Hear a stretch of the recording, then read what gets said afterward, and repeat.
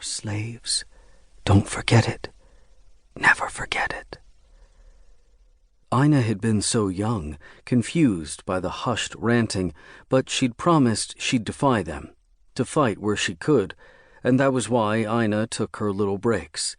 Tiny infractions to let the adepts realize not everyone could be indoctrinated by their lies. Her mother had been taken a week later, along with 50 others. That was the way of the adepts.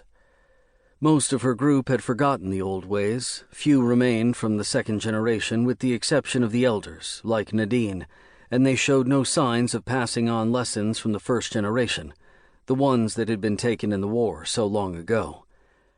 Carl grunted as he closed the cages around the collection of moss, and Ina helped him power up the controller. He passed it to her, and she used the lever to direct the cart toward the opening in the ground. A lift arrived, and Nadine motioned her to drive the load to its destination. Soon Ina was heading below the surface, the heat of the sun, the gentle breeze, a distant memory that she'd cling to until the next time she was chosen for work duty.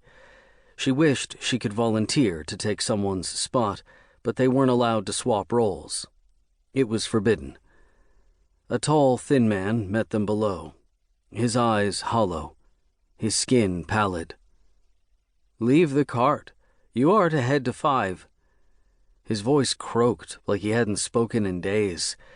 Ina's heart raced with an instant flash of fear. 5. That was where her mother had gone so many years ago. That was where they all went, with no hope of returning. "It's our time," Carl said, a shimmer of indignation across his face. Ina saw it now. They were slaves, pitiful and beaten.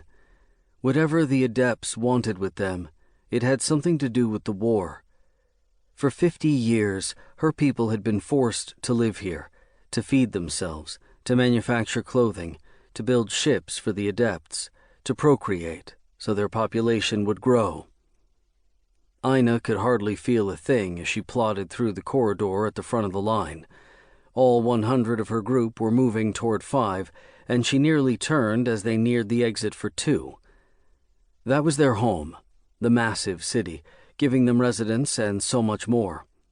It wasn't a bad place to inhabit, but after feeling the sun on her face, painfully aware she wouldn't see it for months on end again, she was almost ready for the next step. Perhaps her mother was still in 5. Maybe this was the start of her new life, one she could finally be happy with. Judging by the expressions on the rest of the group's faces, they didn't think so. Whispered rumors claimed it was the end of the line. The people that had served their purpose were moved there, never to be seen again. Once, Ina had heard a man mention a device the adepts used to wipe the minds of the groups. Then they were put into armor and transferred to one of the huge, ugly vessels. Was Ina going to suffer the same fate? Was her mother alive on one of the ships, drifting through space with no memory of Ina or her previous life? At least she would discover what it was all about. She wouldn't have to speculate on what her existence meant any longer. The corridors had always felt homey, bright, and tall, but as she strode onwards past 3, then 4, they were shrinking around her. Her legs were already aching from a hard day's work, and others were protesting as they moved toward 5. The exit was unassuming, the same as the others, a giant metal doorway, this one with dents on the outside. Ina pictured a previous group fighting back before being pressed through the entrance. She glanced to the floor, half expecting to see bloodstains, but the surface was clean, nearly immaculate. "What do you think is on the other side?" Carl had found her, and he stared forward, eyes unblinking. "Our deaths," Ina said softly. There were none of the adepts here, only their group. Nadine led them, taking orders from whoever had left the instructions. "I'm ready," Carl said. "I'm not." "We don't have to do this," Ina said, her voice rising in volume. "There can be another way. None of the adepts are here. We can keep going." 5 is the end of the line, Nadine said, frowning. Ina's cheeks swelled as she inhaled.